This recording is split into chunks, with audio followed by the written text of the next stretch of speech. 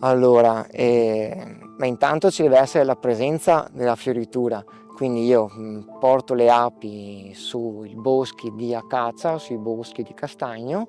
quindi faccio nomadismo e qui loro cominciano il raccolto e poi una volta a fine fioritura i melari vengono, quando il mele è percolato i melari vengono tolti, si smiela e poi tramite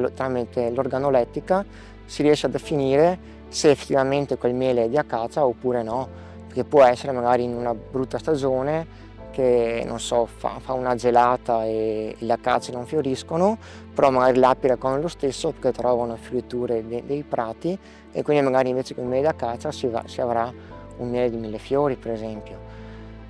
Quindi appunto tramite l'assaggio ma anche tramite le analisi polliniche si può risalire al tipo di miele che deve avere determinate caratteristiche appunto chimiche, fisiche e organolettiche. Allora, a livello economico diciamo che un po' soffriamo la concorrenza estera,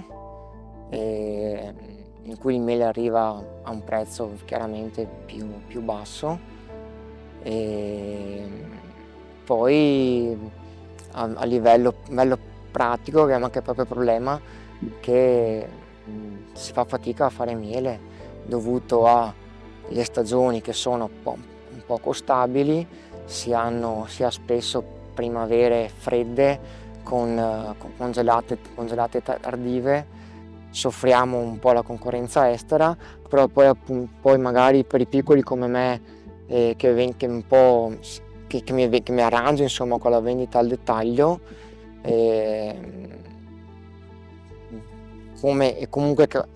il problema che abbiamo in comune noi tutti apicoltori è proprio il discorso ambientale, stagioni poco stabili, con appunto inverni, stavo dicendo primavere fredde, con ritorni di freddo che vanno a rovinare, con le gelate che vanno a rovinare le fioriture, soprattutto magari l'acacia che è la prima fioritura importante per noi apicoltori,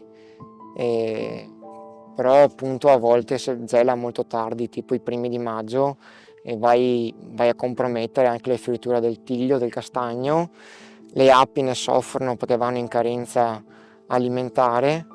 e praticamente fanno fatica a riprendersi e anche in estate si fa fatica a fare miele poi, con le fioriture dei prati che comunque rendono, ma le api non hanno forza,